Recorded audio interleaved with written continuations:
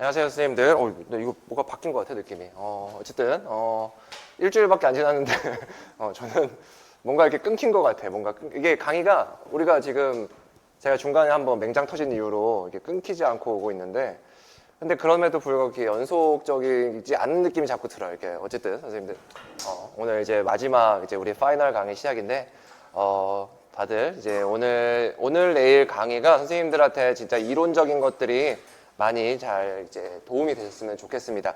자, 일단은 뭐 제가 오순환 강의 때 물론 이제 오늘 처음 들으신 분들도 있긴 하지만 뭐 간단하게 이번 이제 파이널 강의 좀 말씀을 드리면 파이널 강의는 총 4회만 할 거예요. 그래서 월화 할 거고 요번 주하고 내일 그러니까 오늘하고 내일 같은 경우에는 이론만 얘기할 겁니다. 왜냐? 여러분들 그랬잖아요. 이제 잠깐 쉴 때가 됐다고. 제가 모의고사 점수 이렇게 보니까 선생님들이 최고치가 12회차 정도까지였어요. 11, 12회차까지. 쭉 이렇게 갔다가 그때부터 다시 이렇게 조금 소강이 돼. 제가 말했잖아요. 주식시장 얘기하면서 약간 조정기간이라고. 조정기간, 조정기간 오면 우리 다 그걸 받자고요. 다 이해하고, 오케이, 지금 왔다. 조정이 만약에 실전에서 왔었어 봐. 끝나는 거 아니야. 근데 그게 아니라 지금 딱 왔으니까 지금 잠깐 쉬어주고 그 다음에 다음 주부터 다시 올리면 되는 거예요. 그래서 그런 부분들이라고 생각하시면 될 것 같고요. 그래서 오늘 내일은 철저하게 이론만 6시간 하고 딱 끝낼 거예요. 이론을 어떻게 6시간만 하냐? 제가 다 이렇게 해놨죠. 제가 다 이렇게 세팅을 그렇게 해놨기 때문에 선생님들, 요번에 이제 교재 아닌 교재, 제 프린트물 한 25페이지 정도 받았을 텐데, 이건 그랬어요. 제가 만약에 실전에 준비를 한다고 했으면, 어떤 걸 들고 갈까라는 생각을 했어요. 그러니까 제가 교육부에서 이제 7년 동안 하면서 제일 많이 했던 게 뭐였냐면, 수백 페이지 되는 거 요약하는 거였거든요. 원래 그래요. 보고서를 교수님들에게 맡기면 보고서를 교수님들이 몇백 페이지를 쓰고 그걸 제가 30페이지로 요약을 한 다음에 기본 계획으로 만들어요. 그 다음에 다시 부총리님한테 보고할 때는 한 페이지로 들고 가거든요. 그래서 그런 작업들을 하다 보니까 제가 이런 것들이 너무 익숙해요. 그래서 선생님들이 물론 각자 가지고 계신 교재들이 있을 거예요. 그걸로 계속해서 반복하시는 게 사실은 제일 좋아요. 왜냐면 그게 너무 익숙하니까. 근데 그게 조금 이거 너무 마양이 많을 것 같아. 아니 좀 정리된 자료가 필요할 것 같아 라고 하면 제 거 요번에 드린 걸 보세요. 제가 좀 보시기 쉽게 그렇게 어느 정도 세팅을 해놨습니다. 그래서 제가 가지고 있었던 교재를 기반으로 해서 25페이지 특히나 과방, 행평 플러스 심리까지만 요약해 놓은 부분이라서 선생님들이 보시면 좋을 것 같아요. 그래서 그 부분들 딱 6시간만 우리 끝내보도록 합시다. 그리고 이제 다음 주에 모의고사를 볼 텐데 다음 주는 모의고사 보고 해설을 여태까지 오순환 때처럼 오래 하지 않을 거예요. 간단하게 목차 정도만 잡고 끝낼 겁니다. 그럼 나머지 시간 동안 뭐 하느냐? 선생님들이 실제 시험장에 정말 직전까지 확인했으면 좋을 것들. 상황별로 구조화랑 툴들 있잖아요.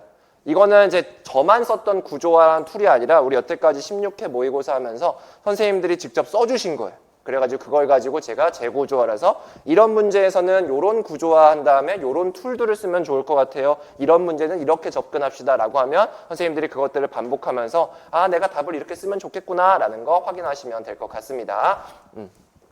자, 그리고 이제 파이널 이후에는 어떻게 되느냐? 파이널 이후에는 저번에도 말씀드렸듯이 총 2번에 걸쳐서 제가 모의고사 2번을 그냥 제공을 할 거예요. 이거는 복습용, 연습용인 거예요. 그냥 연습. 실전, 여기서 뭐 찍겠다 이런 개념 아닙니다. 연습하면서 감을 일치하는 정도로만 하시면 되는 거예요. 그래서 제가 토요일 날 풀어달라고 말씀을 드렸잖아요. 그래서 금요일 날 저녁, 금요일 날 오후쯤에 올려드릴 테니까 그거 다운 받으셨다가 토요일 날 딱 9시부터 10시 우리 시험 보는 시간이 있잖아요. 그때 딱 정해놓고 푸셨으면 좋겠어요. 정말 11월 11일, 11월 18일은 죽이 되든 밥이 되든 무조건 하셨으면 좋겠습니다. 그게 진짜 선생님들에게 도움이 될 거예요. 하지만 제가 시간 관계상 역시 첨삭이랑 해설은 제공해드리지 않는 점 좀 양해 부탁드리고요. 그 다음에 요거는 제가 고민을 하긴 했어요. 고민을 하긴 했는데 아까 말씀드렸잖아요. 저는 몇백 페이지를 몇십 페이지로 요약하고 그걸 다시 한 페이지로 요약하는 사람이었다고. 그래서 선생님들에게 시험 전날 뭘 하면 좀 좋을까라고 하다가 이동하시는 분들도 있고 이동 안 하시는 분들도 있고 이럴 텐데 그때 동안 그냥 가볍게 들으셨으면 좋겠어요. 1시간 정도. 그러면서 교육 과정은 이랬고 방법은 이랬고 이렇구나 라면서 한 60분 정도짜리 제가 오디오용으로 만들 거예요. 그래서 들으면서 그냥 정리만 그냥 쓱 하시면 돼요. 그래서 근데 이 정리는 어디서 나온 거냐? 오늘 내일 할 그 6시간 분량. 그거를 1시간으로 다시 줄일 겁니다. 그럼 이제 속으로 생각하겠죠. 아, 그럼 그때만 들을 걸. 근데 그게 아니에요. 오늘 거를 들어줘야 이 1시간짜리가 이해가 되지, 여태까지 한 번도 안 하다가 1시간짜리 이해 들으면 하나도 이해 안 돼요, 진짜. 그래서 제가 그래서 고민했던 거예요. 이건 이제 유튜브에 올릴 거란 말이에요. 그러면 강의 안 들은 사람 뭐라고 하겠어요? 뭐야, 이거 뭐야, 이게 자기들만 얘기지. 아, 그렇죠. 이건 우리만 아는 얘기야. 우리만 알도록 만든 강의예요. 그러니까 선생님들이 요번에 이제 파이널 강의 들으시면서 요거를 이동 중에 들으셨으면 좋겠어요. 그냥 이게 또 얘기하자면 우리 와이프한테 이걸 처음 했었거든요. 2010년도에 1시간짜리 그 음악 교육 과정, 음악이니까. 난 음악에 대해서 아무것도 몰라요. 나는 음악에 모를 때 본인이 이렇게 인쇄해서 주더라고요. 이거를 그냥 읽어달래. 그래서 제가 읽어줬어요, 이렇게. 아무 내용도 몰라. 근데 그거를 계속해서 들은 거예요. 그냥 이동 중에. 그러다 보니까 본인은 이제 그게 되게 도움이 됐다라고 해가지고 요거를 했으니까 조금 우리 와이프를 상대하는 거 미안해요. 못할 거니까. 자, 그랬으면 좋겠습니다. 자, 일단은 오늘부터 이제 바로 강의 들어가도록 할게요. 강의를 하기 전에, 이게 본격적으로 들어가기 전에 이 그림을 왜 만들었냐면, 제가 이 업계에 이제 처음 들어왔을 때, 소위 말해서 좋다라고 하는 자료들, 강의들에서 보면 구조화를 잘해줬다 뭐 이런 얘기들이 있더라고요. 그래서 그치, 시험에서는 구조화가 정말 중요해 라는 말을 생각했었는데, 구조화라는 게 선생님들이 접근을 하실 때 이렇게 파트별로 마인드맵 같은 거 이렇게 하시더라고요. 마인드맵에서 그게 구조화다. 물론 그거는 맞아요. 근데 그 전에 이미 도대체 교육학이 뭔지부터는 조금 알고 들어가는 게, 일단 크게 잡고 들어가는 게 중요한 거예요. 그래서 제가 이제 그 6시간 동안, 오늘 6시간 동안 하는 이 강의가 정말 컴팩트하게 들어갈 텐데, 그 전에 그 세부 내용들을 학습하기 전에 선생님들의 머릿속에 이게 들어가 있어줘야 됩니다. 그래야지만 대목차가 잡히는 거예요. 우리 뭐 보고서가 됐든 뭐 PPT가 됐든 뭐 글을 쓸 때 일단 목차부터 잡고 시작을 하잖아요. 이게 기본적인 교육학의 목차인 겁니다. 우리 교육학 왜 배우는 거냐? 좋은 학교 만들려고 하는 거예요. 좋은 학교, 근데 우리 교사 수준에서 할 수 있는 거는 좋은 교실을 만드는 거예요. 그럼 좋은 교실을 만들려면 어떻게 해야 되냐? 교사는 교육과정을 상황에 맞게 재구성을 해줘야 되고, 학생 참여 중심의 수업을 해줘야 되고, 과정 중심의 평가를 해줘야 돼요. 이게 뭐예요? 이 세 개 합쳐서 플러스 하나 더하면 교수평기 일치화잖아요. 그러니까 교수평기 일치화를 계속 강조하는 게 뭐냐면 좋은 교실을 만들고, 그래서 좋은 학교를 만들려고 하는 거예요. 그래서 요번 자료를 보면 이게 목차 1, 2, 3, 4, 5가 됩니다. 좋은 교실 뭐 하나 더 있나요? 교육 심리학적인 부분 있잖아요. 여기에 들어가기 좀 뭐한, 그러니까 전반적인 부분들이 이제 여기에 들어가게 되고, 이 좋은 학교 만들기는 교육 행정에 들어가게 됩니다. 그럼 선생님들 머릿속에 이제 앞으로 한 달 동안 계속해서 자료를 반복해 줘야 되는데, 모든 내용들을 다 볼 수는 없어요. 당연하지, 시간 없으니까. 그러면 줄여나갈 때 어떻게 해줘야 되냐? 이 대목차를 생각하세요. 이 대목차 속에서 선생님들이 가지고 있는 이론들이 어떻게 적용되느냐를 생각하시면 그게 바로 선생님만의 구조화가 됩니다. 그렇기 때문에 꼭 요 틀을 알아주셨으면 좋겠습니다. 자, 그러면 이제 우리 오늘 첫 번째 시간 교육과정 재구성부터 보도록 할게요. 자, 교육과정 재구성 제가 너무나 많이 얘기를 했어요. 진짜 유튜브에서도 뭐 15분짜리, 10분짜리였나? 뭐 그 강의도 했었고 하는데, 제가 선생님들 엔간하면 다 알고 계실 텐데, 문제가 뭐였냐면 교육과정 재구성을 그냥 교육학에 마치 하나의 이론처럼 공부하시는 거예요. 그러니까 뭐 구성주의 있고 뭐 있고 학문 중심 교육과정 있고 막 다 이렇게 있고, 거기 그 옆에 있는 하나의 또 이론으로서 교육과정 재구성을 보는데, 교육과정 재구성은 지금 현재 교육과정에 있어서 그냥 하나의 전체 패러다임인 거예요. 그렇기 때문에 모든 이론들, 모든 내용들은 여기 안에서 다 응용되고 우리가 학습할 수가 있게 됩니다. 한번 내용을 우리 보도록 합시다. 자, 교육과정도 이렇게 우리가 구조화를 할 수가 있어요. 교육과정, 아까 좋은 학교, 좋은 교실을 만들기 위해서 교육과정 재구성을 해야 되는데, 교육과정 재구성은 다시 어떻게 목차로 구성이 되느냐? 일단 이 교육과정 재구성이 왜 필요한지부터 알아봐야 되겠죠. 그 다음에 오케이, 필요한지 알았어. 이 진짜 중요하네. 그러면 이 중요한 교육과정 재구성을 나는 한번 해볼 거야. 절차에 대해서 한번 알아볼 겁니다. 이 교육과정 재구성, 우리 뭐 교과내 재구성, 교과관 재구성, 뭐 뻔한 거 있잖아요. 이런 거 그냥 말고요. 실전에서, 우리 실무선에서 교육과정을 재구성한다라고 하는 것은 이거예요. 목표를 바꾸는 거, 내용을 바꾸는 거예요.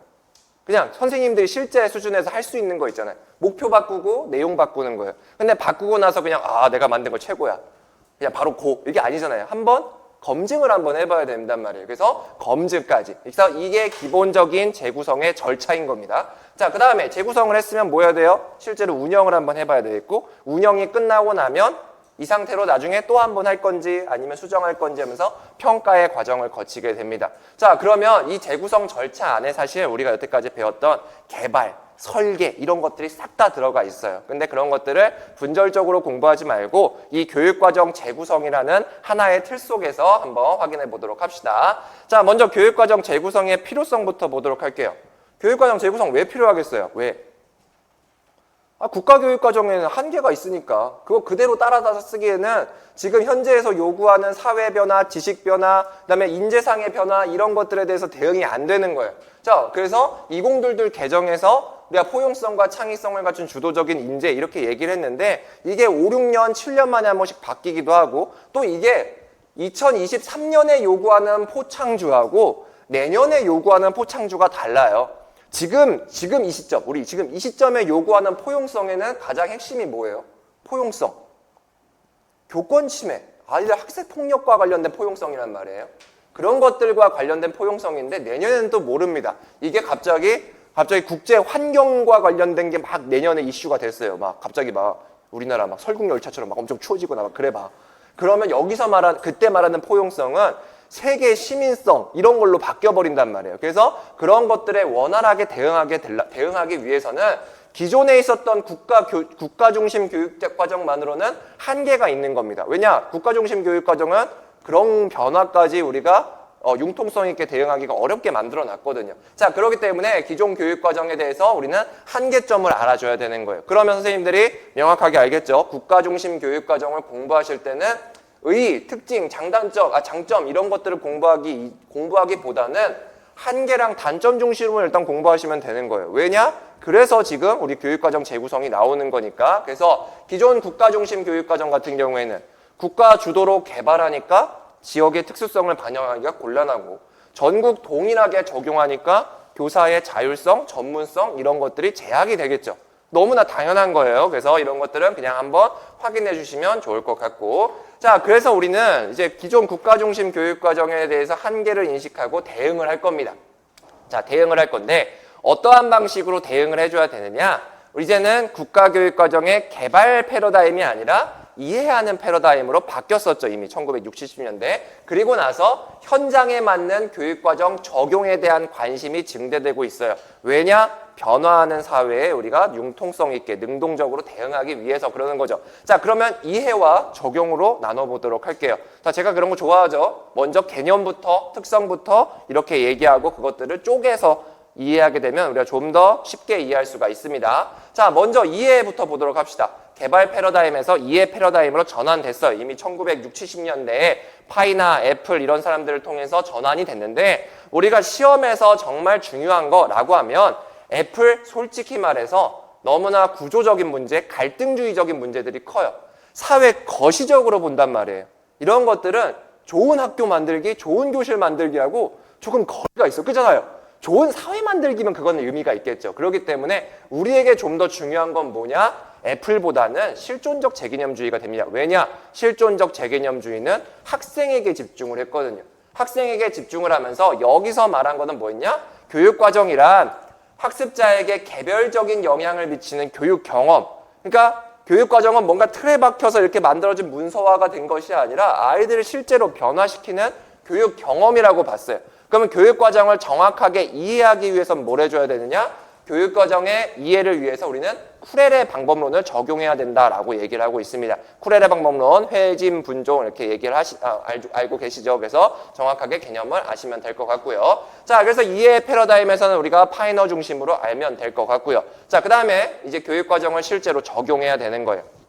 교육과정을 문서로 계획한 교육과정 외에 실제 적용하는 과정에서 발생하는 효과, 그러니까 실제 운영에 대해서 관심을 갖자라는 입장인 겁니다. 그래서 이제 여기서 이제 구분을 기본적으로 뭐 공식적, 비공식적 뭐 이렇게 하는 것이 아니라 계획한 교육과정, 그다음에 실행한 교육과정, 경험한 교육과정으로 나뉘게 돼요. 그래서 오히려 저는 이게 이런 것들이 시험에 더 접근하면, 그러니까 시험에서 출제될 거리들이 조금 있거든요. 문서로 국가가 계획한, 문서로 계획한 교육과정이 있고, 그 다음에 이 문서로 계획한 교육과정을 교사가 실제로 활용을 합니다. 그것을 실행한 교육과정이라고 해요. 근데 교사가 가르쳤다고 학생들이 모두 다 학습을 하느냐? 아니죠. 학습자가 경험한 건 또 다를 수가 있어요. 그래서 우리가 이 교육과정의 실제적인 효과를 알기 위해서는 어떻게 되느냐? 계획한 거, 실행한 거, 경험한 것들을 모두 다 이해해야 돼요. 그래서 최대한 그것들을 일치시켜주는 것이 필요하겠죠. 그것이 바로 교수평가 일체화인 거고요. 그렇기 때문에 우리가 교육과정의 실제적인 적용은 이렇게 세 가지 차원에서 구분해서 이해하시는 것이 중요합니다. 자, 근데 교사가 열심히 내가 계획을 하고 실행을 했어. 경험한 교육과정을 봤더니 내가 의도하지 않았는데 학습한 부분이 있는 거야. 그게 뭐지? 라는 것에 대해서 잠재적 교육과정, 잭슨이 잠재적 교육과정이라고 얘기했죠. 의도하지 않았음에도 불구하고 학생들이 은연중에 배우는 가치, 태도가 되는데 여기서 이 잠재적 교육과정, 솔직히 지금 여기 계신 분들의 잠재적 교육과정이 뭐야? 왜 하실 분들 전혀 없어요. 이 개념 모르시는 분들 없단 말이에요. 근데 중요한 건 뭐냐면 잠재적 교육과정이 왜 발생했는데 이유가 왜 발생한 거야? 라고 하면 우리 잭슨이 친절하게도 이렇게 세 가지 원인을 준 거예요. 군집성, 애들이 모여있기 때문에 모여있는 과정 속에서 거기서 문화를 습득하고 은연중에 가치를 습득하게 됩니다. 그것을 군집성이라고 하고, 자, 칭찬. 애들이 열심히 수업을 들어. 근데 교사랑 상호작용을 하면서 교사가 칭찬, 강화와 벌을 해주는 것들을 보면서 저렇게 하면 내가 칭찬을 받겠구나, 저렇게 하면 내가 혼나겠구나 라고 하면서 일종의 규칙을 자연스럽게 습득하게 되는 거죠. 그 다음에 권력, 교사가 가지고 있는 지위 권력과 관련돼서 학생들과의 뭐 상호작용이나 이런 것들을 통해서 우리가 잠재적 교육과정을 습득하게 된다. 그래서 기본적으로 우리가 잠재적 교육과정의 원인은 세 가지 꼭 기억해 두셨으면 좋겠어요. 너무 이제 이러면 또 이래요. 제가 기억해 주세요라고 하면 이 군집성에 따른 그 정의 있잖아요. 교과서에 나오는 정의를 정확하게 외우려고 해요. 근데 우리 그거 그렇게 묻지 않아요.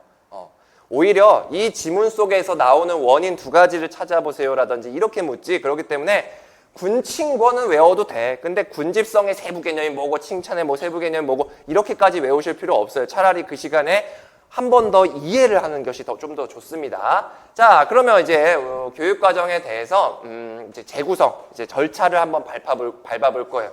자, 우리가 이제 학교 중심, 교사 중심, 이제 분권형 교육 과정이 이제 메인 패러다임이 됐는데 실제로 교육 과정은 어떻게 재구성이 되느냐?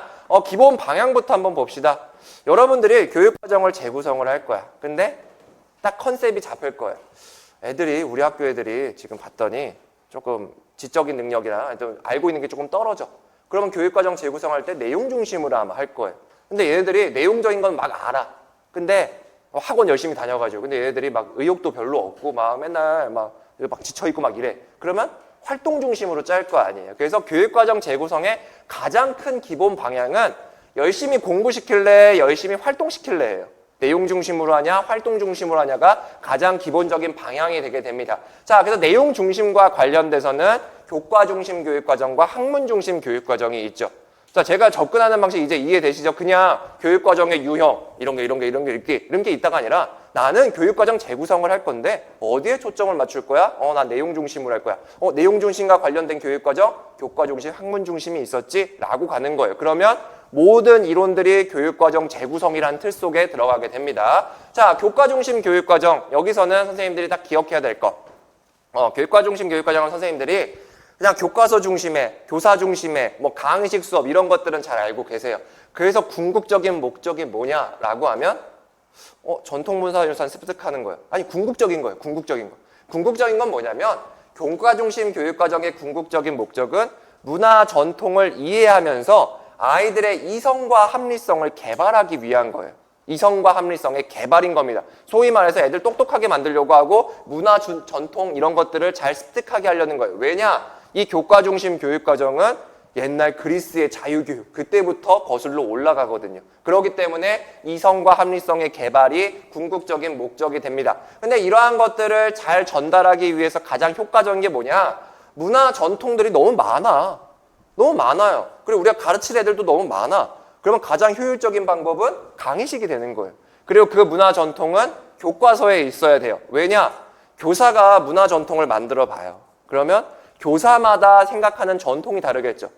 이성과 합리성 개발을 위해서 나는 이 A, B, C를 가르칠 건데 어떤 선생님은 안 돼. D, E, F 가르쳐야 돼. 이런단 말이에요. 그럼 아이들이 혼란을 겪기 때문에 아싸리 국가가 만들어주자라고 하는 것이 이런 교과 중심 교육과정의 특징이라고 볼 수 있습니다. 자, 근데 이제 하나 더 나아가는 거죠. 진짜 애들 똑똑하게 만들려고 하는 것은 문화, 전통, 그냥 그런 사실만 습득하는 것이 아니라 그 사실 속에 있는 궁극적인 원리를 습득하는 거야 라고 하는 게 학문 중심 교육과정이에요. 그래서 거기서 우리는 지식의 구조를 습득하게 하는 것이 가장 큰 목적이 되겠죠. 그래서 학습자의 지력을 개발하고자 하는데 이러한 지식의 구조를 습득하면 뭐가 좋냐? 지식의 구조, 그냥 생성력, 경쟁력 뭐 이런 거 그냥 떠나서 근본적인 원리만 알고 있으면 그것만 알면 되는 거예요. 나머지 세부적인 거 우리가 막 안 외워도 돼요.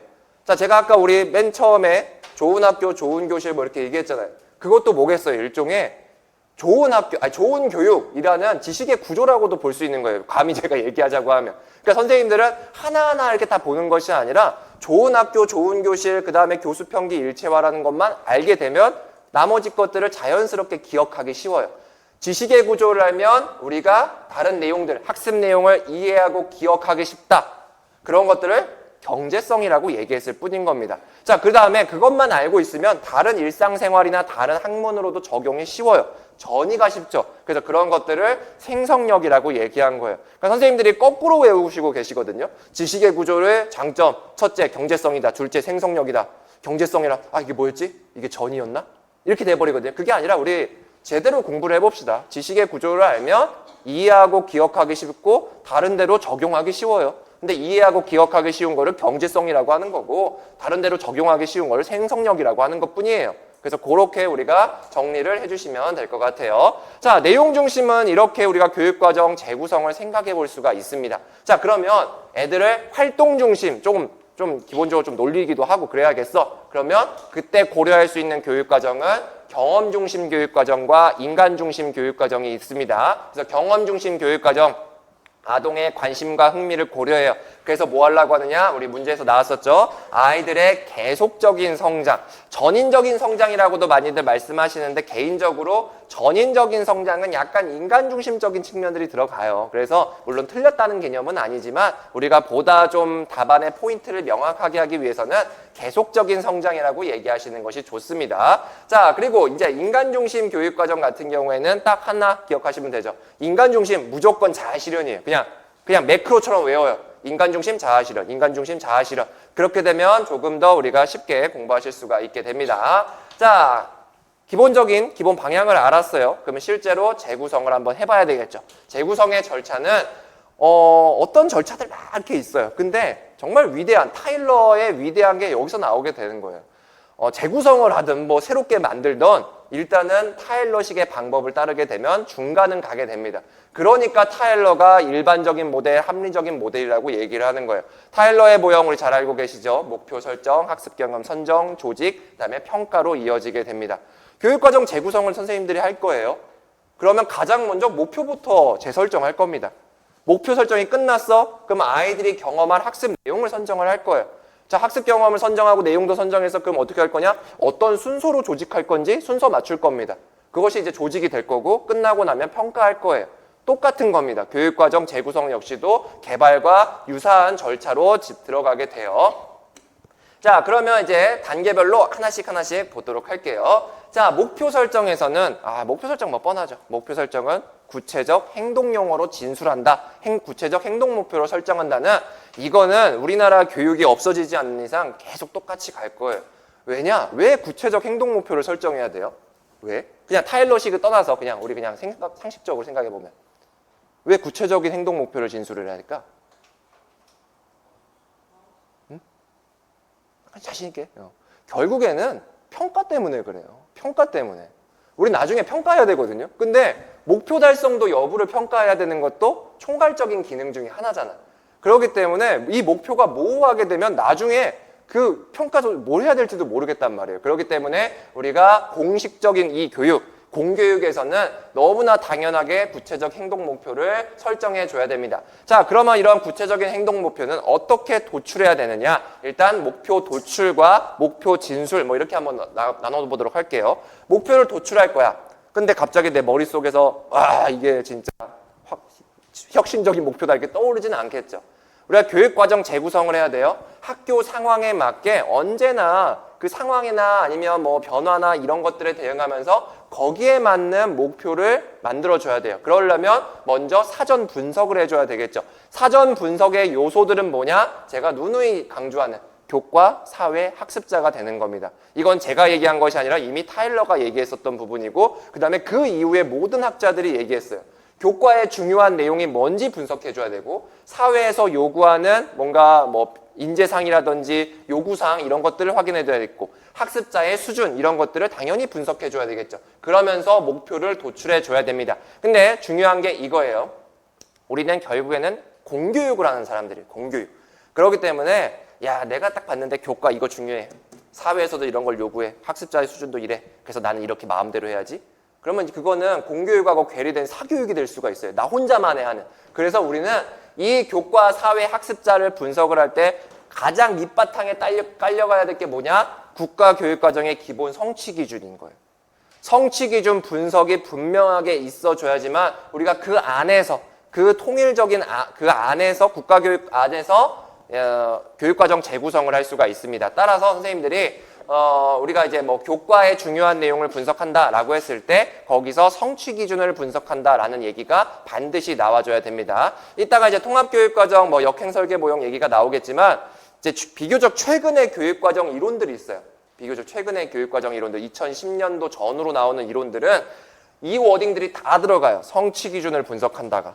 왜냐? 이거는 국가교육과정을 우리가 적용하는 것 때문에 그래요. 그래서 선생님들이 요거를 반드시 명심해 주셨으면 좋겠고요. 자, 사전 분석과 관련돼서 가장 유명한 이론은 역시나 스킬백의 SBCD 모형이겠죠. 그래서 SBCD 모형에서는 상황 분석 단계를 별도로 편성을 했어요. 그래서 이 상황 분석 단계는 뭐 하는 거냐? 학습자의 뭐 수준이나 이런 것들을 분석하는 내적 요인을 분석하는 단계가 있을 것이고 그 다음에 뭐 학부모의 기대, 그 다음에 뭐 지역사회의 기대 이런 것들을 분석하는 외적 요인 분석이 있을 거예요. 그래서 상황 분석 제가 분석의 방법과 내용들 이렇게 넣어놨으니까 반드시 보셔야 됩니다. 우리 이미 모의고사 때 한번 다뤄봤었죠. 자, 상황 분석이 끝나고 나서 목표 설정하고 프로그램 구성하고 해석 및 실행하고 나오는 부분들은 일반적인 단계랑 크게 다르지 않지만 제가 요 해석 및 실행은 조금은 다른 일반적인 모형하고 다른 부분이 있다고 말씀을 드렸어요. 그래서 이거는 객관식 때도 나왔었던 부분이에요. 그래서 그냥 한 번쯤 핀포인트로 싹싹 봐주시면 좋을 것 같습니다. 그래서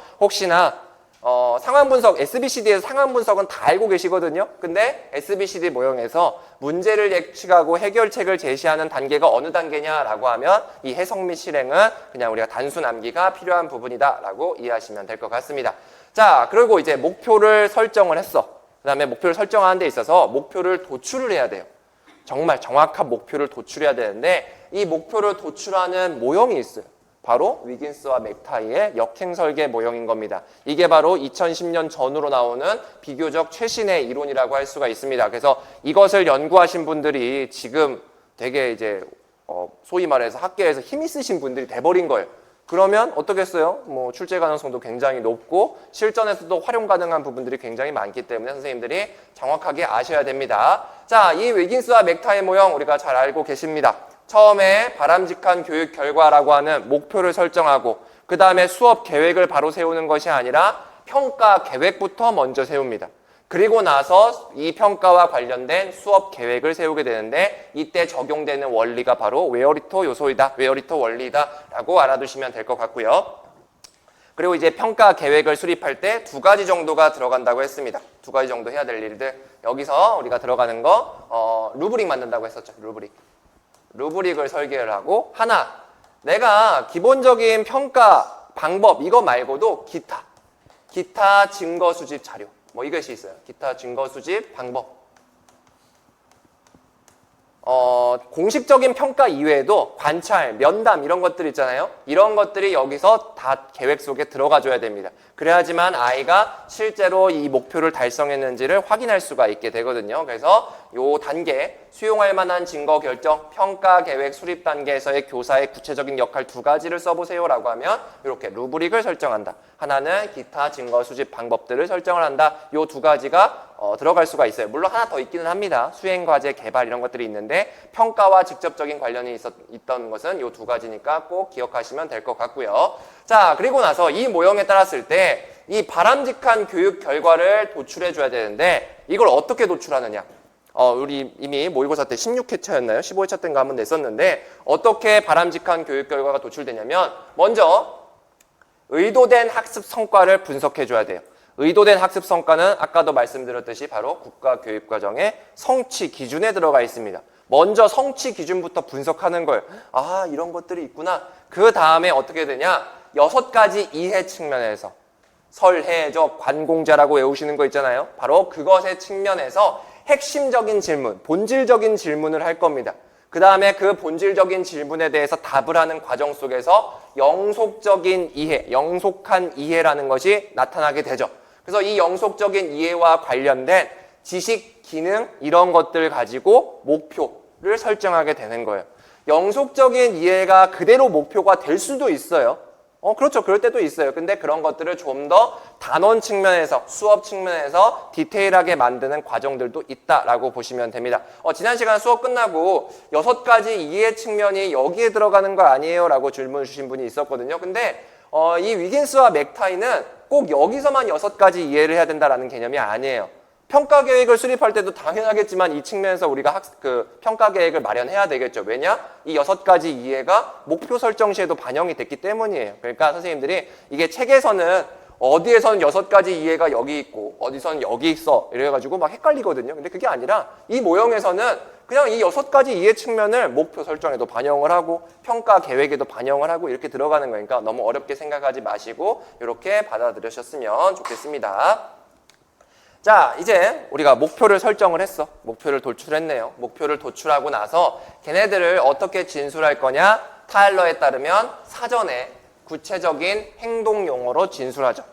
그래서 요거에 대해서 메이거, 행동주의 교육과정을 따르는 메이거는 목표의 3요소로서 뭐 도착점 행동, 상황 및 조건, 수락 기준을 얘기하고 있는데 요거는 이제 소위 말해서 점수 주는 문제로 나올 수가 있습니다. 근데 내가 외우지 않고 있으면 남들은 점수 주는 문제인데 나는 혼자 틀리게 되니까 이런 것들은 외워주시면 될 것 같고 예시로 들어간 거 있잖아요.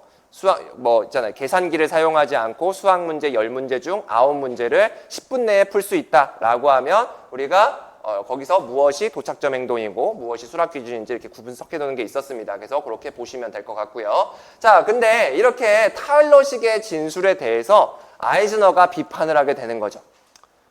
타일러 사전에 구체적인 행동 목표로 진술하는 거 오케이 좋다 이거야. 근데 그게 어떻게 모든 목표에 그것들이 적용할 수 있겠느냐라고 하면서 아이즈너가 비판하게 되는데 수업 중간이나 수업 후에도 목표가 발견될 수 있어요. 즉 사전에 대한 비판이 되겠고 두 번째 정의적 측면의 목표, 뭐 창의성도 그렇고 뭐 도덕성도 그렇고 사회성 이런 것들은 구체적인 행동용으로 진술하기가 어렵죠. 그렇기 때문에 아이즈너가 이 2가지 측면에서 비판을 한 거예요. 근데 비판만 하고 대안이 없으면 안 되니까 거기에 대한 대안으로서 일정한 조건 내에 다양한 해결책이 있는 문제 해결 목표하고 그 다음에 조건도 없고 학습활동 중후에 형성되는 표출적 성과라는 것을 제시하고 있습니다. 자, 어떤 흐름인지 알겠죠? 사전에 구체적인 행동용어로 타일러가 강조했는데 그것에 대해서 아이즈너가 비판을 했고 비판을 하면서 대안을 표출적인 성과와 문제 해결 목표를 제시를 했다라고 얘기하시면 되는 거예요. 그러니까 선생님들이 그러면 활용을 할 때 뭐겠어요? 기본적으로 성취 기준을 분석하면서 구체적인 행동용어로 진술하면 되는데 그것들이 안 되는 부분들이 있을 거예요. 그런 것들은 아이즈너에 따라서 이러이러한 목표를 설정하면 된다. 라고 하면 그냥 끝나게 되는 겁니다. 사실은 이 목표 재설정이라고 하는 부분들은. 자, 목표를 설정을 했어. 이제 목표 달성을 하기 위한 학습 경험을 선정해 줘야 되겠죠. 학습 경험 선정, 학습 경험 조직 여기는 다 기본적으로 타일러의 원리, 타일러의 원칙들을 따라가고 있어요. 왜냐? 타일러는 그만큼 대단하신 분이기 때문이에요. 자, 타일러의 학습 경험 선적의 원칙. 자, 뭐 외우고 계시죠? 기만 가경다 이렇게 해서 뭐 기만 가다다 이렇게도 하셔도 되고 이미 기출문제에 나왔었던 부분이니까 선생님들 확인하시면 될 거예요. 자, 근데 이런 타일러의 일반적인 원칙에 대해서 아이즈너가 비판의식을 또 가지고 있었던 거예요. 내용 선정을 할 때 가르칠 만한 가치가 있음에도 불구하고 고의로 누락된 것들이 있다. 그래서 그런 것들도 학습 경험을 선정할 때 고려해야 된다라고 얘기했는데 그것을 영교육 과정이라고 얘기를 했죠. 그러니까 이거 역시도 타일러식으로 기본적으로 알고 그거에 대한 아이즈너의 비판으로 이해하시면 학습 경험 선정도 그냥 간단하게 정리가 되는 겁니다. 자, 학습 경험을 이제 선정을 했으니까 조직을 할 거예요. 이 학습 경험의 조직은 내용의 추가, 변경, 삭제라고 이해하시면 됩니다. 그래서 기본적인 원칙, 타일러가 얘기했듯이 계속성, 계열성, 통합성의 원칙을 준수하면 돼요. 중요한 내용 같은 경우에는 당연히 반복해야 될 거예요. 그게 1학년이 됐든 2학년이 됐든. 근데 반복을 하는데 단순 똑같은 것을 반복하는 것이 아니라 아이들이 점점 머리가 굵어지고 있잖아요. 그러면 수준과 범위를 계속해서 확대해 나가야 되겠죠. 그래서 계열성을 고려합니다. 뭐 나선형의 조직 유형으로 만들어질 수 있겠고, 그 다음에 요새는 이런 핵심 주제, 핵심 내용들이 하나의 교과에서만 다뤄지는 것이 아니라 여러 교과에서 다루도록 조직해줘야 되겠죠. 그래서 그것을 통합성이라고 얘기를 합니다. 자, 기본적인 원칙이 있고 실무적으로 우리가 조직을 할 때는 뭐 수평적 조직, 수직적 조직, 총체적 조직 원리 이렇게 세 가지로 나뉘게 되죠. 굉장히 시험에서 자주 출제되는 내용이라고 할 수 있습니다. 자, 수평적인 조직 같은 경우에는 어디 범위까지 할 거냐? 우리 오늘 학습 내용을 할 거야. 선정을 했어. 이미 학습 내용을 선정했는데 어디까지 가르칠 거냐라고 하는 게 범위일 것이고요. 그 다음에 이 내용에 대해서 다른 교과의 어떤 부분하고 연계시킬 거냐라고 하는 것이 통합에 들어가게 됩니다. 그리고 이렇게 수평적인 거 말고 수직적으로도 연계할 수가 있는데 수평적인 조직 원리로서 우리가 중요한 내용을 계속하는 계속성, 아까 나왔던 부분들이고요. 그 다음에 계열성, 그냥 단순한 순서와 관련된 부분이에요. 자, 문제가 뭐냐면 바로 총체적 조직 원리 선생님들이 여기서 헷갈리시긴 하는데 수평적 연계성과 수직적 연계성이 있어요. 수직적 연계성은 선생님들이 잘 이해하십니다. 학년 간. 그래서 학년 간에 잘 연계가 될 수 있도록 하는 건데 수평적 연계 같은 경우에는 통합이랑 도대체 뭐가 다르냐라는 부분들이에요. 그래서 이 부분을 선생님들이 굉장히 많이 질문을 주시는데 이렇게 이해하시면 좋습니다.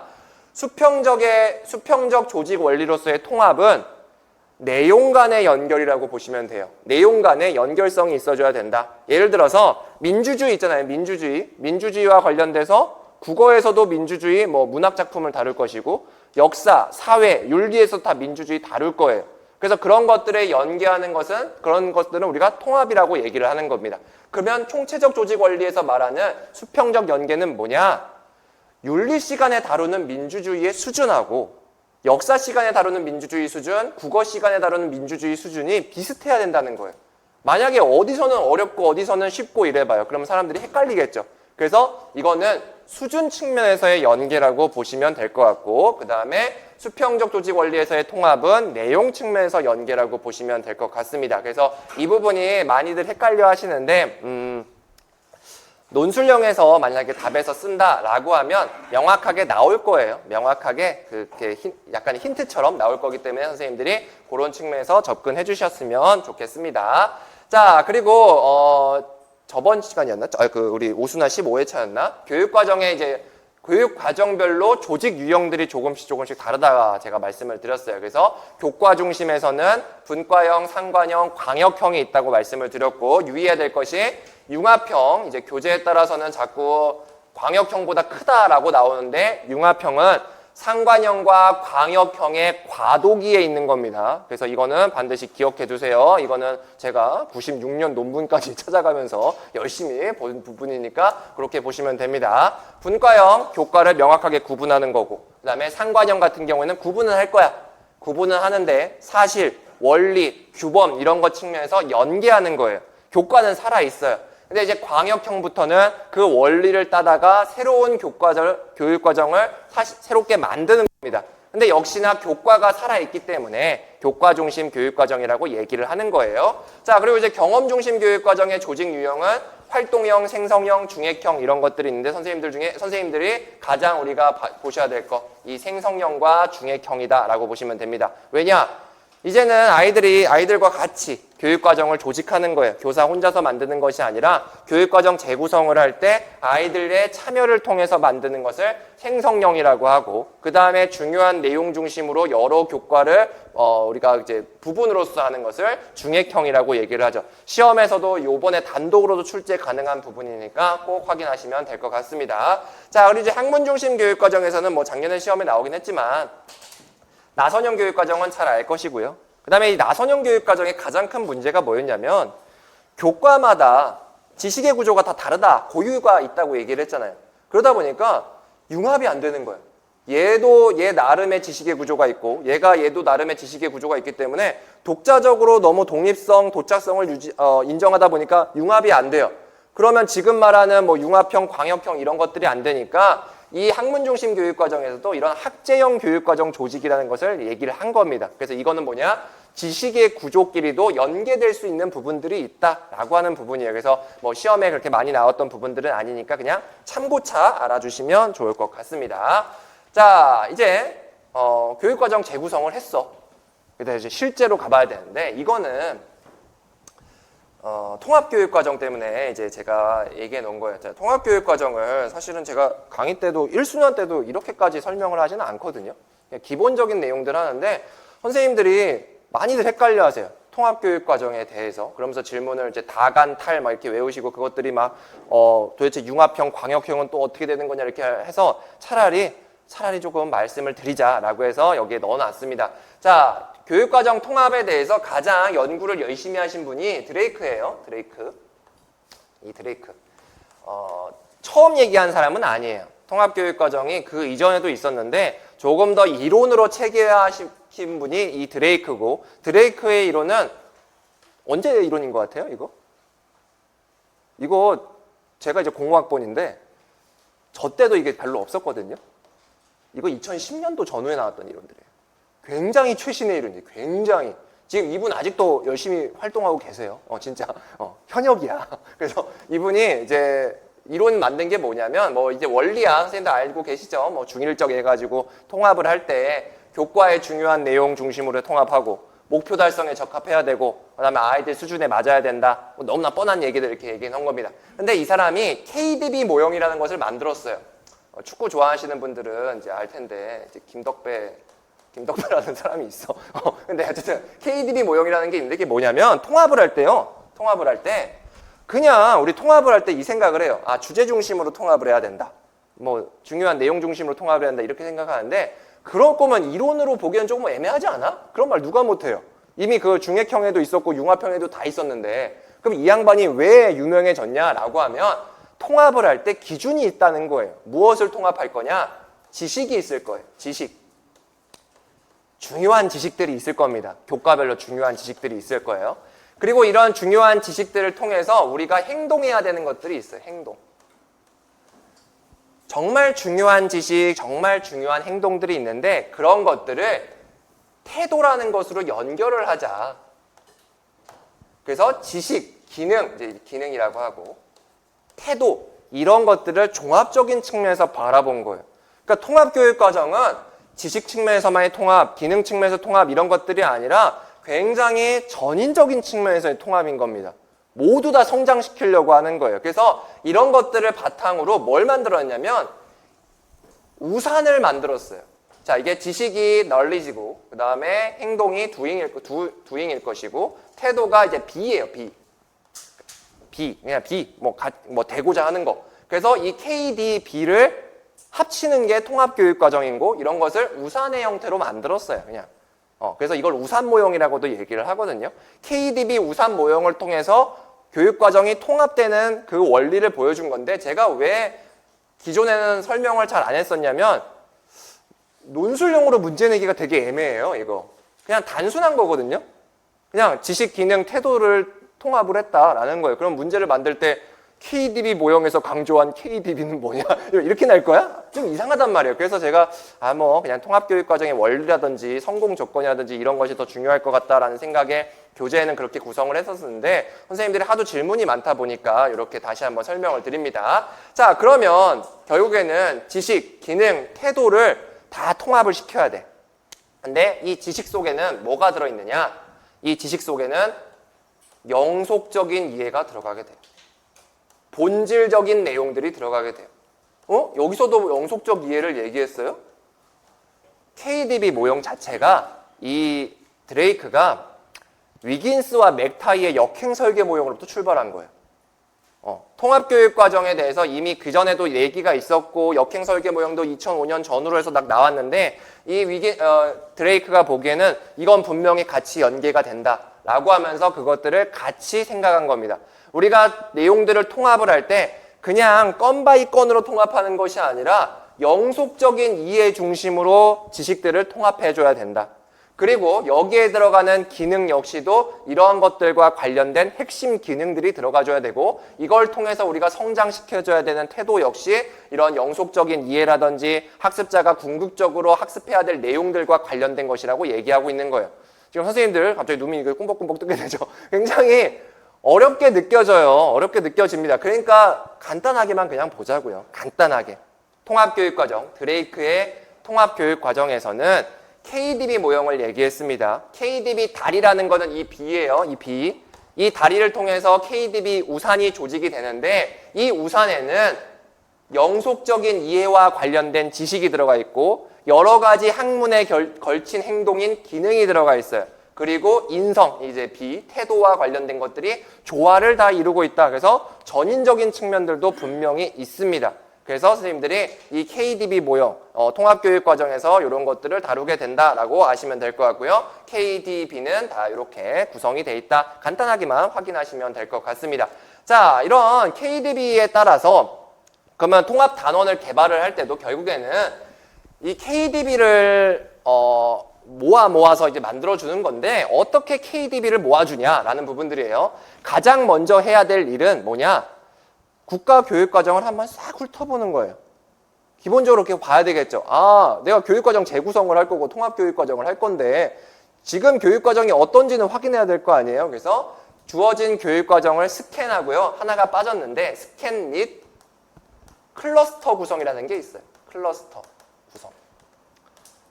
클러스터 구성은 뭐냐면 우리가 스캔을 하다 보면 이제 중요한 내용들이 나올 겁니다. 그 중요한 내용들을 묶는 거예요. 그냥 딱 묶기만 하는 거예요. 아직 그것들에 대해서 목표를 설정하거나 뭐 조직을 하거나 이런 것들이 아니라 기존 교육 과정에 있으면 보면서 묶을 수 있는 것들을 그냥 덩어리로 이렇게 묶어 갑니다. 자, 그렇게 해서 한번 이해 한번 해보는 거죠. 그러면서 통합 단원의 주제를 선택하게 돼요. 요번에는 민주주의로 한번 통합해보자 라고 하면서 그 주제를 선택합니다. 그리고 그 주제와 관련한 내용들을 각 교과에서 찾아가지고 연결망을 구축하는 거예요. 탐색망을 구축하게 됩니다. 탐색망을 구축한 다음에 우리가 그때서야 뭐 하게 되느냐? 그 탐색망과 관련된 구체적인 성취 기준을 확인하는 겁니다. 자, 그러면 이렇게 되겠죠. 기존 교육과정을 한번 싹 보면서 묶을 수 있는 거 묶고 그것을 보면서 요번에는 요 주제로 한번 통합해 봐야 되겠다. 그리고 그 통합과 관련된 내용들은 이런 것들이 있구나. 간단하게 연결망을 구축합니다. 그러면서 그 연결망과 관련된 핵심 성취 기준을 확인하는 거죠. 이것까지가 바로 뭐냐? 바람직한 교육 결과의 확인인 거예요. 역행 설계 모형의 첫 번째 단계. 목표 설정에 들어가는 것이 1번부터 4번에 들어가게 됩니다. 자, 그러면 5번, 6번은 뭐냐? 이것이 바로 역행 설계 모형에서 나오는 평가 계획 수립과 관련된 부분이에요.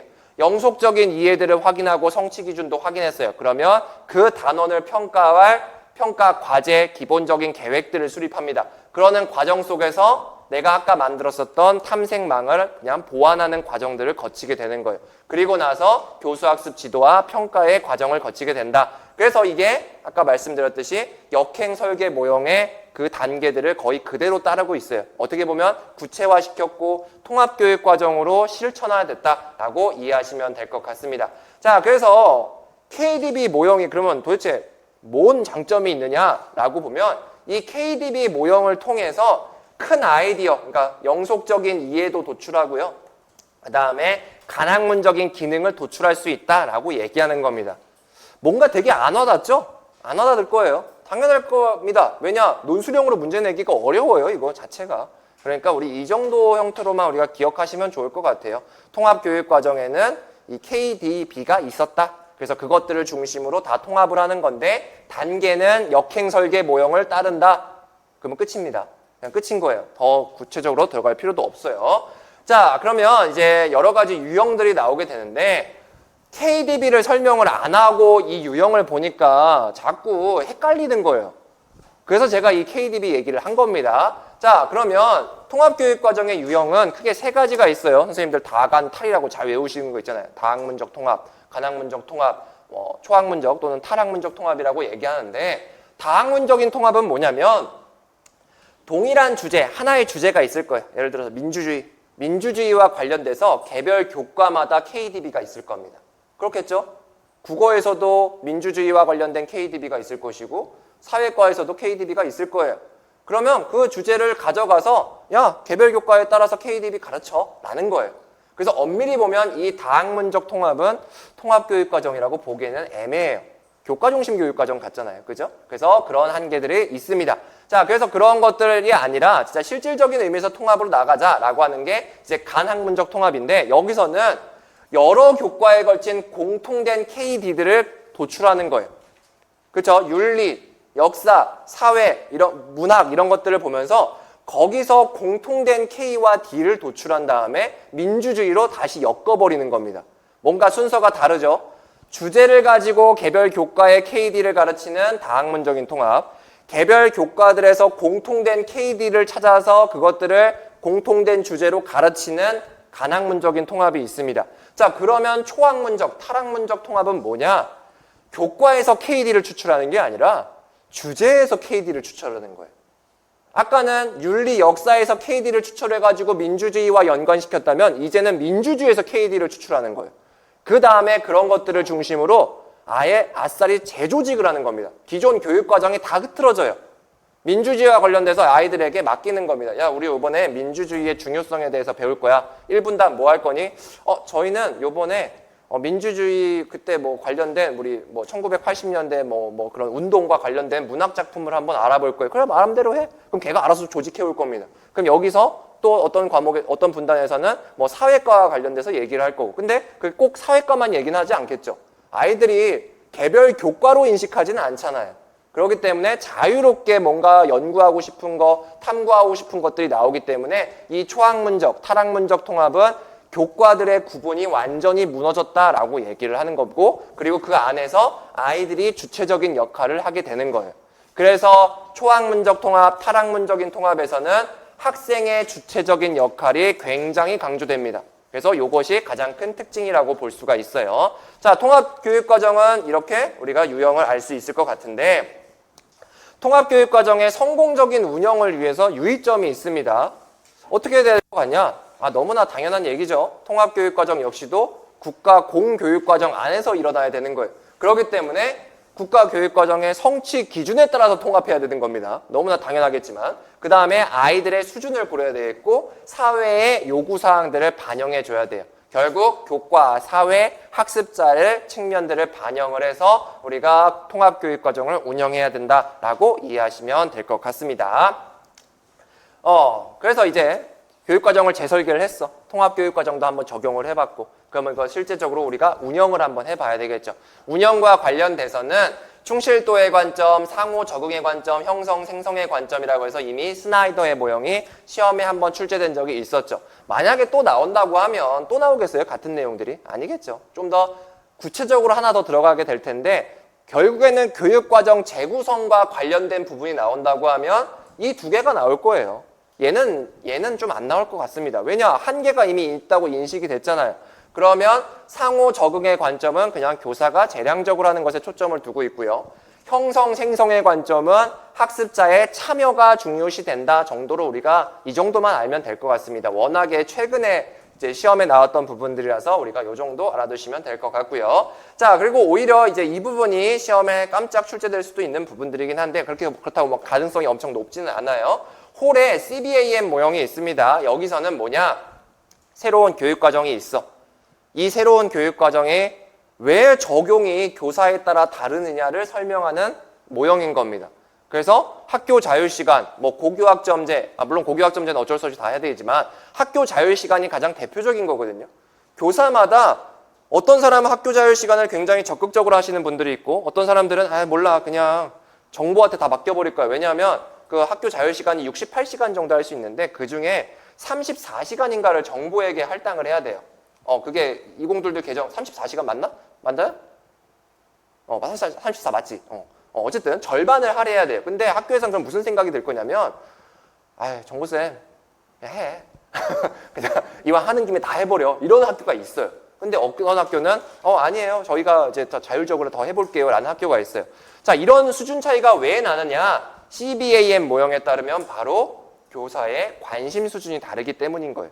교사의 관심 수준에 따라서 이 관심이 많으신 분들은 적극적으로 학교 자율 시간을 적용할 거고 관심이 별로 없어. 그러면 그냥 몰라 난 안 해. 그냥 정보에서 알아서 하겠지. 그냥 이렇게 돼버린단 말이에요. 그래서 그것들을 설명한 거니까 우리가 요 모형이 굉장히 의미가 있습니다. 근데 관심이 정말 아예 없는 상황이 있어요. 교육과정 개발에 있어서 교사가 역할이 적어. 그러면 교사가 무슨 생각이 들겠어요? 이거 어차피 나랑 상관이 없는데 현장과도 좀 괴리된 것 같은데 난 안 할래. 이런 상황이 발생할 수 있거든요. 그런 것들을 교육과정 사소화 현상이라고 얘기를 합니다. 그래서 선생님들 답안에서 보면 이 교육과정 사소화 현상을 굉장히 많이 쓰시기는 하거든요. 근데 쓰시는 건 뭐 나쁜 건 아닌데 진짜 막 모든 측면에서 이 교육과정 사소화 현상을 답안에서 쓰실 필요는 없어요. 이거는 교육과정 운영과 관련돼서 이렇게 교육과정 개발에 교사의 역할이 적었을 때 발생하는 현상이기 때문에 거기에 맞춰서 써주셨으면 좋겠습니다. 자, 그래서 이 모형에 따랐을 때 관심 수준이 높다, 낮다로만 구분이 되지는 않겠죠. 굉장히 낮은 수준부터 굉장히 높은 수준까지로 구분이 돼 있어요. 그래서 그것에 따라서 새로운 교육과정이 적용되는 양태 역시 달라지는데 개인적으로는 외워주셨으면 좋겠어요. 솔직히 말해서. 진짜 새로운 지금 2022 개정이 적용이 되고 있는 상황이 새롭게 적용되기 때문에 우리가 올해에는 이건 좀 외워주시는 게 좋지 않을까? 뭐 어떻게든 앞 글자를 따서라도 외워주시는 방법들이 필요합니다. 근데 더 중요한 건 있어요. 단계별로는 우리가 외워주되 더 중요한 게 뭐냐? 결국에는 학교 자율 시간을 잘 적용하기 위해서 새로운 교육과정을 잘 적용하려면 이렇게 가야 될 거 아니에요. 아무리 못 가도 5단계까지는 가야 되겠지. 그러면 어떻게 5단계, 6단계로 가야 되냐라는 부분이에요. 그러면 교사의 관심 수준을 높여줘야 됩니다. 어떻게 높여줄 거냐? 새로운 교육과정에 대해서 기본적인 일단 안내는 해줘야 돼요. 의외로 학교 자율 시간에 대해서 그거 도대체 몇 시간 하는 건지도 모르시는 분들 많거든요. 당연하죠. 여태까지 한 번도 없었으니까. 그래서 그것에 대한 기본적인 정보를 안내해줘야 되겠고 그다음에 학교 자율 시간에 대해서 어느 정도 관심이 생겼어. 내가 뭔가를 하고 싶단 말이에요. 근데 도대체 내가 무슨 역할을 해야 될지 어떤 것을 해야 될지 몰라. 그러면 운영 매뉴얼을 알려주는 방법들도 있습니다. 자, 운영 매뉴얼까지 알았어. 근데 내가 좀 더 잘하고 싶기도 하고 그 다음에 파급 효과도 알고 싶어요. 그러면 우수 사례 이런 것들을 제공해주는 방법들도 있고요. 그 다음에 이제 우수 사례까지 알았어. 근데 우리 학교에서는 정말 최고의 학교 자율 시간을 운영하고 싶단 말이에요. 그러려고 하면 동료와의 협동들이 필요한데 그런 것들을 우리가 활성화시킬 수 있는 전학공이라든지 동료 장학 활성화도 된다고 하면 교사의 관심 수준을 높일 수가 있게 됩니다. 그래서 선생님들이 단계별로 높일 수 있는 방법들을 여기 나오는 것을 잘 조합하시면 답이 나올 수 있으니까 선생님들이 잘 활용하셨으면 좋겠습니다. 자, 이제 교육과정 재구성과 관련돼서 평가를 할 건데 제가 일부러 교육과정 재구성과 관련된 교육과정 평가는 딱 하나만 제시해줬습니다. 어차피 목표 중심 평가 모형이야 타일러 모형 그냥 그대로 따라가면 되니까 선생님들이 어려울 건 없고요. 교육과정을 진짜 내가 재구성한 교육과정을 제대로 평가하려고 하면 목표 달성도 여부만 평가할 수는 없어요. 그 과정 속에서 발생하는 여러 가지 부차적인 목표들, 부차적인 내용들도 평가를 해야 되거든요. 바로 그런 것들이 탈목표 평가라고 할 수가 있습니다. 제가 언제였죠? 12회 때인가 13회 때인가 문제 냈었던 것 같은데 탈목표 평가를 공부하실 때는 반드시 세부적인 평가 기준하고 그 기준을 평가할 방법들을 같이 알아두셔야 됩니다. 이게 시험에 나오겠죠. 여러분들 뭐 그냥 탈목표 평가의 개념을 써봐라. 너무나 쉬워요. 이런 문제는 그 대학교 1학년, 2학년 중간고사에서나 나오겠지. 그래서 그런 부분들 내가 너무 비하했나? 그런 건 아니지만 네. 어쨌든 우리가 임용시험에서는 탈목표 평가하면 이렇게 기준과 방법들을 정확하게 아셔야 됩니다. 탈목표 평가를 할 때는 내가 운영한 교육과정 프로그램이 그 사전에 적시됐던 목표 말고도 잠재적 부수 효과가 적절했는지 그 정도가 얼마인 건지 확인해야 되는데 그때 적절한 평가 방법은 관찰과 설문조사가 있을 것이고요. 그 다음에 프로그램 그 자체에 신뢰도, 객관도 등 내재적인 중고도 평가해야 됩니다. 그런 것들은 우리가 비비교 평가라고도 얘기를 해요. 근데 이 비비교 평가가 그럼 도대체 뭐냐라는 부분이거든요. 근데 이거는 그냥 비비교 평가라고 알아두세요. 상관계수 분석하고 그래야 되는데 할까? 할 필요 없잖아요. 요소별로 해가지고 그런 것들은 뭐 세부적으로 있는데 그냥 비비교 평가라고 해주셔도 충분히 답이 됩니다. 그리고 비교 평가를 통해서 뭘 할 수 있느냐? 프로그램별로 어떠한 효과가 있는지 아이들에게 도움이 된 정도 이런 것들을 비교할 수가 있으니까 그런 기준들도 우리가 확인하시면 될 것 같습니다. 교육과정이 끝나버렸어. 50분 만에. 되게 이상할 거예요. 왜 교육과정 이 많은 분량이 지금 이 1시간 만에 끝나버렸는지. 근데 선생님들이 지금 열심히 공부하셔서 그런 거예요. 교육과정, 지금 만약에 내가 지금 이게 조금 이해가 안 됐다, 저 인간 혼자서 떠들었다 라고 하시는 분들도 있을 것 같은데, 한번 아까 만들었었던 그 틀 있잖아요. 기본적인 좋은 학교, 좋은 교실, 그 다음에 교수평기 일체화, 그 다음에 교육과정에서 다시 제가 구분해 놨어요. 교육과정의 재구성의 필요성, 그 다음에 준비, 그 다음에 실행, 운영, 평가 뭐 이렇게 나눠놨잖아요. 그런 식으로 재구조화를 합시다. 목차에 목차를 세우면서 세부적인 내용들을 하게 되면 누구라도 이해할 수 있고 지금 누구라도 지금 저처럼 50분 이렇게 떠들 수 있거든요. 그래서 선생님들이 이 정도 형태로만 교육과정 준비하면 끝인 거예요. 계속해서 반복하면 됩니다. 그래서 이렇게 이번 강의는 계속 이렇게 진행이 될 거예요. 그러니까 다음에 참여 중심 수업도 이렇게 갈 거니까 잠깐 쉬었다가 가도록 할게요.